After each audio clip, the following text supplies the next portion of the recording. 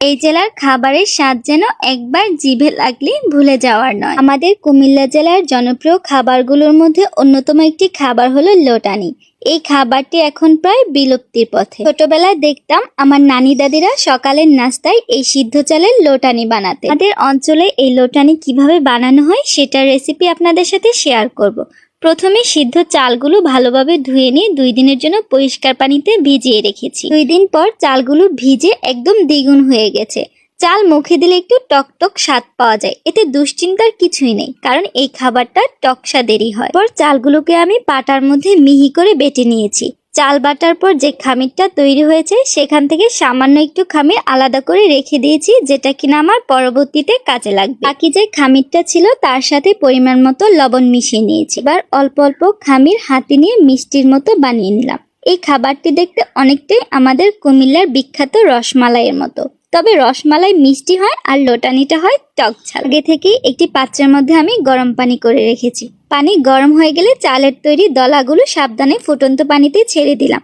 প্রথম 5 মিনিট হালকা হাতে একটি চামচ দিয়ে নেড়ে দিয়েছি, যাতে দলাগুলো একে অপরের সাথে লেগে না যায়। একটু আগে যে আলাদা করে রাখা চালের বাটার খামিরটা ছিল ওইটার সাথে সামান্য পরিমাণ লবণ এবং পানি মিশিয়ে একটা পাতলা মিশ্রণ তৈরি করে নিলাম। চালের দলাগুলো কিন্তু অলমোস্ট সেদ্ধ করা হয়ে গেছে। এখন এক্সট্রা যে পানিটা আছে এই পানিটাকে ঘন করার জন্য আমি যে মিশ্রণটা তৈরি করেছিলাম ওইটা দিয়ে দিয়ে অনবরত নেড়ে যাচ্ছি। 10 মিনিট জাল করার পর ঝোলটা ঘন হয়ে এসেছে, তার মানে আমাদের লোটানি রান্না করা শেষ। লোটানি সাধারণত ঝাল ঝাল মরিচ ভর্তা দিয়ে খাওয়া হয়, তাই তো এখানে আমি শুকনো মরিচ, রসুন, পেঁয়াজ এবং কিছু ধনিয়া পাতা নিয়ে নিলাম। প্রথমে শুকনো মরিচগুলো মিহি করে বেটে নিলাম, তারপর অ্যাড করে দিলাম কিছু রসুনগুলোকেও মিহি করে বেটে নিয়েছি। এরপর আরো অ্যাড করে দিলাম কুচি করা পেঁয়াজ এবং লবণ। সবশেষে দিয়ে দিলাম ধনিয়া পাতা কুচি, কারণ মরিচ ভর্তা ধনিয়া পাতা ছাড়া ইনকমপ্লিট। ধনিয়া পাতা দেওয়ার পর ভর্তা থেকে যে অসাধারণ ঘ্রাণ বের হয়েছে, সেই ঘ্রাণে লোটানি খাওয়ার ইচ্ছেটা আরো দ্বিগুণ বেড়ে গেল।